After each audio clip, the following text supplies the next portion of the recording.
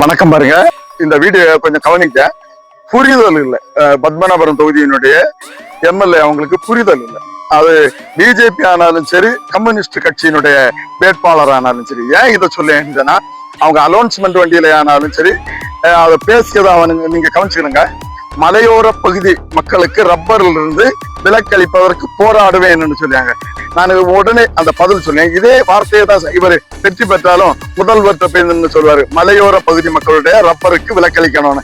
அப்ப அவர் என்ன நினைப்பாருன்னா, மலையில இருக்கக்கூடிய ரப்பரு அப்படின்னு புரிதல். நீங்க புரிதல் இவருக்கு ஏன் இவங்களுக்கு இல்லைன்னு சொல்லின்னு சொன்னா, குலசேகரத்துல இருக்க டவுன் பஞ்சாயத்துல அரசு மருத்துவமனைக்கு பின்புறம் இருக்கக்கூடிய நிலங்களும் வீடுகளும் தனியார் காடு சட்டத்துல இருக்குது. ரப்பரை முறிக்க முடியாது. திருப்பரப்பு பேரூராட்சியில இருக்கிறது தனியார் காடு சட்டத்துல, இன்மணி பேரூராட்சியில இருக்கிறது தனியார் பாதுகாப்பு சட்டத்துல இருக்கு. அப்ப இவருடைய வார்த்தையிலே மலையோர பகுதியில இருக்க ரப்பர் விவசாயிகளுக்கு சொல்லப்போ புரிதல் இல்லை. அது தெரியல, இன்னும் அவர்களுக்கு புரிதல் இல்லைன்னு சொன்னேன். அதே மாதிரிதான் பிஜேபி கட்சியினுடைய வேட்பாளர் அலௌன்ஸ்மெண்ட்ல சொல்லியாரு, மயிலார் பகுதி மலையோர பகுதி மக்கள் பிறகு மயிலார் ஆபீஸ், சிற்றார் ஆபீஸ் அந்த பகுதிகளில் தொழில்நுட்பத்தை கொண்டு வருவோம்னு சொல்லியாரு. அங்க வேற ஒண்ணுமே கிடையாது. ஏஆர்சி நிர்வாகத்தை பொறுத்த மட்டும் ரப்பருக்கு ரப்பர் மரம் பால் வெட்டுவதற்குரிய தொழிலாளர்கள் இல்லை. அதற்கு தான் நம்ம பேசியோம். அது இவர் சம்பந்தம் இல்லாம, புரிதல் இல்லாம, அதான் இந்த தொகுதியை பற்றி தெரிந்திருக்கணும். தெரியாம வேட்பாளர்கள் நீங்க ஏன் அறிமுகப்படுத்துறீங்கன்னே தெரியல. ரப்பர் தொழிற்சாலை அமைப்பது வேறு, ரப்பர் பூங்கா அமைப்பது வேறு. அது நீங்க புரிதலோட பேசுங்க. யார்கிட்டயாவது தெரியாதவங்க பேசாங்க. எங்களை போன்றவர்கள்ட்ட நீங்க தெரிந்து பேசுங்க. நீங்க புரியாமல் மீண்டும் பேசாங்க. பிஜேபி கட்சியினுடைய வேட்பாளர் அங்கேயே தொழிலாளர்கள் இல்லாம அதை லீஸுக்கு குடிக்காங்க, 50-50க்கு அந்த இன்கம் எடுப்பதற்காக. எனவே இங்க தொழிலாளர்களை உருவாக்குவதற்கு தான் முயற்சி பண்ணணும். அந்த ஏஆர்சியை பொறுத்தவரை நாங்கள் பேசுவது எங்களுடைய நிலம். நான் இப்ப இந்த இடத்துல ஏன் வீடியோ புரியனா, அகல பாதாளத்தில் இருந்து கொண்டு இருக்கின்றோம். ஏன்னா வேட்பாளர்களுக்கும் புரிதல் இல்லை. எங்களுடைய மக்களும் அரசியல் ரீதியாக உங்கள்கிட்ட குழுக்களாக வெற்றி பெறுவதற்காக உங்க பின்னால வாழை பிடிச்சிட்டே இருக்காங்க. இவ்வளவு ஹைட், இவ்வளவு பள்ளத்துல பேசிட்டு இருக்கீங்கன்னாலே ரப்பரை பற்றியோ ரப்பருடைய நிலத்தை பற்றி தான் புரிதல் இல்லை. அவங்க என்ன சொல்லுவாங்க, மீண்டும் மலையோர பகுதி மக்கள், மலையோர பகுதியில இருக்கக்கூடிய ரப்பர் மரம் பிளாமரம் வெட்டுவதற்கு வனத்துறை அனுமதி கொடுக்க யாருக்கு? மலைவாழ் மக்களுக்கு. நாங்கள் காமராஜ் வழி வந்தவர்கள். இந்த குமரி மாவட்டத்தை ஆளுவதற்கும் தமிழகத்தை ஆண்ட பரம்பரை கேட்குது எங்களுடைய டவுன் பஞ்சாயத்துல. இது இனி நகராட்சியா மாறப்போகுது. இதுல இருக்கக்கூடியது தனியார் காடு சட்டத்துல இருக்கு. இந்த சட்டத்துல இருந்து ரப்பருக்கு விலக்களிப்பதற்கு ரப்பருக்காவது விலக்களிக்க கேட்கிறோம்.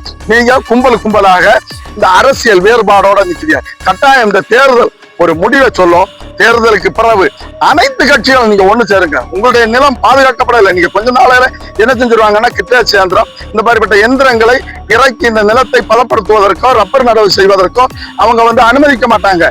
அது என்னன்னா, இவங்க வேட்பாளர்களுக்கே புரிதல் இல்லை. நீங்க அந்த கம்யூனிஸ்ட் கட்சி ஒரு வேட்பாளரை விட்டுருக்கீங்கன்னா நீங்க புரிந்து கொள்ளுங்க. மலையோர பகுதின்னு சொல்லியாங்க. அப்ப மலையோர பகுதி குலசேகரம் பஞ்சாயத்து மலையோர பகுதியா? ஒரு முறை எல்லா வேட்பாளர்களும் நீங்க அரசு மருத்துவமனை இருக்குல்ல, குலசேகரம் மருத்துவமனை ஒரு முறை போக. நீங்க அரசு மூடு ஜங்ஷன்ல பாஜக முடியாது இல்லை. அதுல ஒரு எக்ஸ்ரே இருக்காது, ஒரு ஸ்கேன் இருக்காது, ஒரு இசிஜி இருக்காது. நீங்க அந்த பகுதி மருத்துவமனையிலாவது ஒரு முறை போனீங்களா? போக அரசு மூடு ஜங்ஷன்ல வருவீங்க. ஒரு 10 பேர் உங்களுக்கு கூட நிற்பாங்க. ஏற்கனவே தாலுக் மருத்துவமனைன்னு கொரோனா நேரத்துல நீங்க அறிவிச்சீங்க 200 படுக்கைகள் இருக்குன்னு சொன்னீங்க. அந்த நேரத்துல நான் ஒரு வீடியோ போட்டேன். ஏன் இதை வருத்தத்தோட சொல்லியேன்னா, அரசு முட்ல டீயையும் குடிச்சிட்டு அது ஒரு எச்சித்தனமாக நான் சொல்லேன். இன்னைக்கு எனக்கு அரசியல் பேச தெரியாது. நான் 45 ஆண்டு காலம் காங்கிரஸ் கட்சியில பயணித்துக் கொண்டே இருக்கேன். ராகுல் காந்திக்கு என்னால சொல்ல முடியாது. நீங்க வேட்பாளர்கள் அடுத்த முறை, இந்த முறை எனக்கு அந்த கான்ட்ராக்டர்னு சொல்லி மனு நிராகரிக்கப்பட்டது தெளிவாக சொல்லி, எனக்கு எத்தனை ஓட்டு கிடைக்குதுன்னு இல்ல. பார்லிமெண்ட் எலெக்ஷன்ல என்ன விட திறமையானவர் ரப்பரை பற்றி பேசுவதற்கு ஒரு நபர் உருவாகுவார் என்று சொன்னால் நிற்க மாட்டேன். பட் இல்லாத பட்சத்துல பார்லிமெண்ட் எலெக்ஷன்ல எம்பி தேர்தலுக்கு நிற்பேன். எத்தனை ஓட்டு வாங்கியன்னு இல்ல.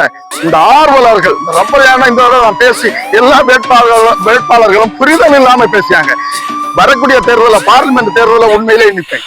ஏன் சொல்லியா, புரிதல் இல்லை. டவுன் பஞ்சாயத்து, திருப்பரப்பு, குலசேகரம், பொன்மனை, இது நம்ம பேச்சுப்பாறை அந்த பஞ்சாயத்து வருது, சுருவோடு, இந்த மாதிரிப்பட்ட பஞ்சாயத்துகளை இவர் வேட்பாளர் என்ன சொல்லியாரு, மலையோர பகுதி மக்கள். புரிதல் இல்லை. பாத்தீங்களா? தயவு செய்து உடனடியாக என்னுடைய இந்த செய்தியை கேட்டு மாற்றிக்கொள்ளுங்கள். இந்த வீடியோல ஓடிக்கொண்டிருக்கிறதெல்லாம் 16-20 பேரூராட்சியினுடைய தலைவர்கள் எனக்கு கையெழுத்து போட்டு தந்திருக்காங்க. தனியார் கார்டு சட்டத்துல இருந்து விலக்களிப்பதற்காக முதல்வருக்கு நான் கொடுத்த மனுவில் எல்லாருடைய படமும் ஓடுறதுனால ஒரு சிலருடைய படம் இதுல ஓடும். அதுல பொன்மனை அடங்கும், குலசேகர அடங்கும், திருப்பரப்பு அடங்கும். ஒட்டுமொத்த நீங்க நாகர்கோயில் இருந்து களியக்காவில வரை இருக்கக்கூடிய பஞ்சாயத்து பிரசிடண்டுகள் சீல் பண்ணி கையெழுத்து போட்டது நீங்க நினைத்துக் கொள்ள துச்சமாக நினைத்துக் கொள்ளலாம். பேப்பர் அத்தனை இருக்கு, படத்தோட இருக்குது. நான் அதை இதுல ஒரு பகுதியில் எழுதி வரக்கூடிய நாட்களை தொடர்ந்து வெளியிட்டுட்டே இருப்பேன். குமரி மாவட்டத்துல பத்மநாபபுரம் தொகுதி, புலவங்கோடு தொகுதி, நாகர்கோவில் தொகுதி நீங்க விழிப்புணர்வு அடைந்தே தீருவியா. அதற்கு நான் ஒரு அஸ்திவார கல்லாக இருப்பேன். அடுத்த வீடியோல பயங்கரமான ஒரு செய்தியோட வருவேன். ஏன்னா இது சுமார் 50 அடி ஆழத்துல நின்று காமராஜ் கட்டிய சிப்டார் பட்டணங்காரில் நிக்க எந்த தடையும் இல்லாத இடத்துல இருந்து இந்த வீடியோ போடுங்க. எதுக்காக இதை போடுங்கன்னா உங்களை தட்டிக்கொண்டே இருப்பேன்.